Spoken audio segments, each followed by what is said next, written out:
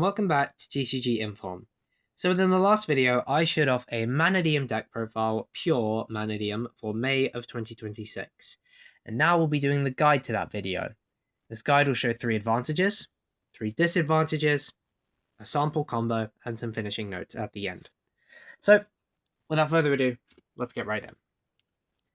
So, for our advantage number 1, you can play in this deck pure a whole load of non-engine. A whole load of hand traps, a whole load of stuff, a whole slew of stuff to work with in Mannadium. It just helps you out with pure Mannadium a lot. Advantage 2. This deck can be combined with other archetypes that will really just bolster the deck when you want to go on with that. Like pure Mannadium, you can just keep going with it, and then you can add some stuff. You can add it with the top 3 for this are Scareclaw, Kashtira, and Kultu. Scareclaw's been the most used. Kashtira, I think, not much. Kultu to be, I think, being experimented with. But you can go like, okay, I'll go Mannadium combo, and then midway through, you can trade through into a Kultu combo, since all of your Mannadium tuners are level 2 and can work with it quite well. And advantage number 3, like the Ritual Beast deck in my first video, this deck has not been seen for a good amount of time in the meta. So you can probably do well, probably do pretty well, and possibly do greatly. I don't know. You do your best. As I said, it's not been seen for a while, so you can probably get the jump on newer players who don't know the archetype. Now that's the advantages. Let's go on to our disadvantages. Disadvantage number 1. This deck is a 2-card combo with Mannadium Riem Heart and Mannadium Torrid. It's a 2-card combo that is your mainline combo. You can technically use any of the balls to work with it, but Torrid is seen as the best one, as then you have these 2 in the deck for extenders. Disadvantage number 2, the deck is really easily interrupted. Like 1 to 2 hand traps and you're more than likely done in the right spots. So yeah, it's an easily interruptible deck, sort of, and your board won't be the best of the best. And disadvantage number 3, having a load of non-engine is also a double-edged shield, is that a double-edged sword, I mean, because it could then backfire on you and just brick your hand, really. So yeah, that's your disadvantages. Let's move on to our sample combo. For this sample combo, 2 cards that we automatically put in our hand will be Mannadium Riem Heart and Mannadium Torrid to show off this combo. So, let's jump right in. The 3 cards we will draw off the top are another Riem Heart, a Pure Rhino, your Primeval Planet Pure Rhino, and your Peaceful Planet Calarium. So, let's move right on. So, for our first move, we are going to normal summon a Mannadium Torrid. We're then going to activate Mannadium Riem Heart, popping our Torrid to summon itself. Chainlink 1 Riem Heart, Chainlink 2 Torrid.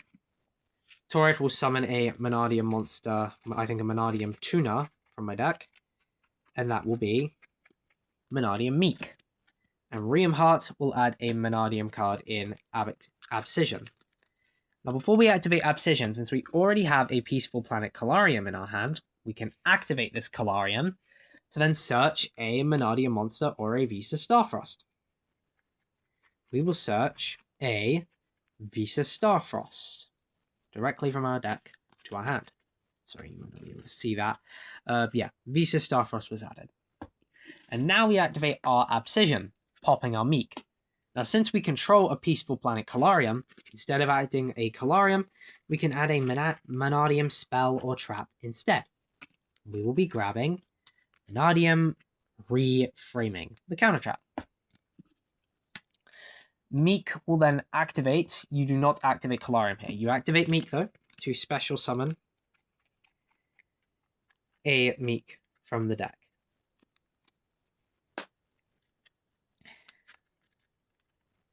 no level modulation.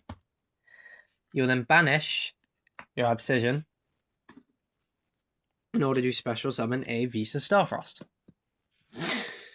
Now from here, normally you would use your Realm Heart and Starfrost to make a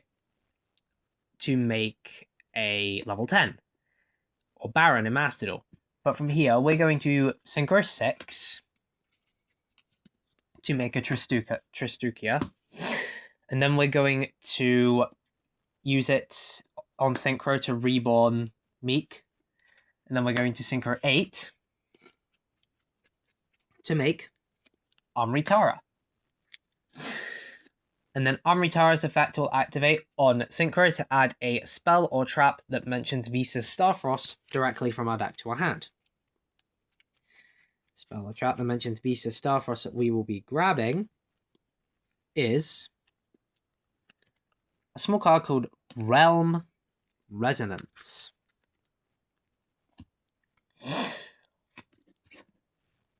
Now, we will activate said Realm Resonance in order to special summon a monster with 1521, 1500 attack and 2100 defense from our deck